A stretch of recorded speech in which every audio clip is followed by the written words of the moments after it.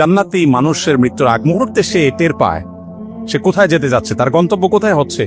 তাকে ফেরেশতারা ওয়েলকাম করতে থাকে, আদর যত্ন শুরু হয়ে যায়।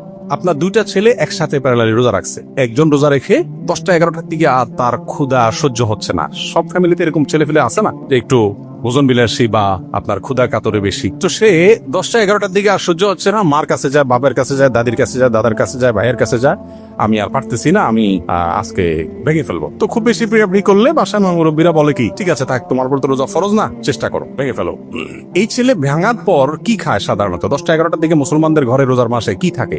ভাত থাকে ভোর রাতের বাসিটা, মাছ থাকলে বাছা টুকরাগুলো থাকে, আর গোশত রান্না করলে হাড্ডিগুলো থাকে, সবকিছু বাছাটা থাকে, তাই না?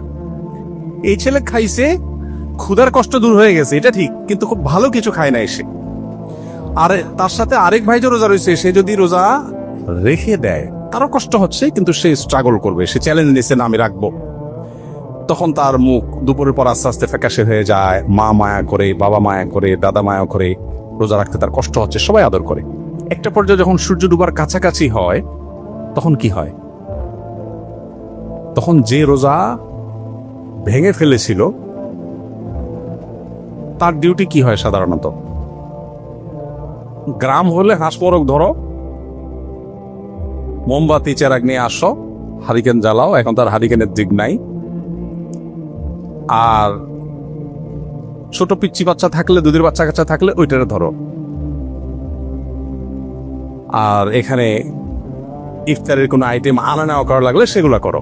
আর যে ছেলেটা কষ্ট করে রোজা রাখে, ওর অবস্থা কি থাকে ইফতার আগ মুহূর্তে? জীবনে প্রথম রোজা রাখছে, ছোট মানুষ, ফ্যামিলির সবাই তাকে আদর করে বসায়, এই তো আর আধা ঘন্টা, আর 20 মিনিট, আর 10 মিনিট, আদর আদর, কদর আর কদর, নানান রকমের। এই আজানটা দিতে না দিতেই এই একজন খেজুর আগায় দিচ্ছে, কেউ হয়তো শরবত আগায় দিচ্ছে, নানাভাবে তার আয়োজন চলছে। এদিকে যেটা 10টা-11টার দিকে রোজা ভেঙে ফেলছিল, ওইটার অবস্থা কি হয়? ওইটা সব ফ্যামিলিতে একরকম হয় তা আর বলছি না, বাকি মোস্ট অফ দ্য কেস এরকমই হয় যে ওরে দৌড়ের উপর রাখা, তুমি এখানে কি করতেছো? তুমি বাচ্চা ধরো, ও কাঁদতেছে, ওখানে ধরো, যাও চুলাটা বন্ধ করো, ওই কাজটা করে, বেচারা দৌড়ের উপরে থাকে।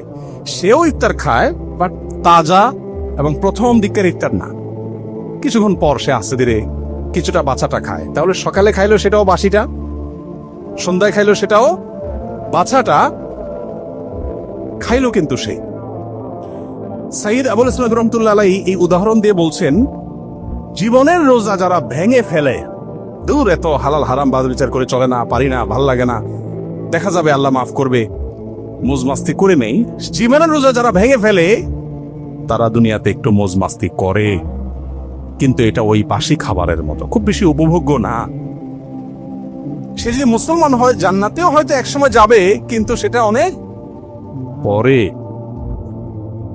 পক্ষান্তরে যে কষ্ট করে রোজা রাখে, তার কষ্ট হয় ঠিক, কিন্তু জীবনের সূর্য যখন ডুবতে যায়, তার যখন ইফতারের সময় হয়, তখন আল্লাহর পক্ষ থেকে ফেরেশতা আসে, তাতানাজ্জালু আলাইহিমুল মালাইকা, আল্লাহর পক্ষ থেকে ফেরেশতা আসে এবং এসে বলে, আল্লাহ তাখাফু ওয়ালা তাহজানু ওয়া আবশিরু বিল জান্নাতিল্লাতী কুনতুম তুআদুন। জান্নাতি মানুষের মৃত্যুর আগ মুহূর্তে সে টের পায় সে কোথায় যেতে যাচ্ছে, তার গন্তব্য কোথায় হচ্ছে। তাকে ফেরেশতারা ওয়েলকাম করতে থাকে, আদর যত্ন শুরু হয়ে যায়। আল্লাহ তাআলা আমাদেরকে রমাদান রোজার পাশাপাশি জীবনের রোজাটাকেও সঠিকভাবে রাখার তৌফিক দান করুন।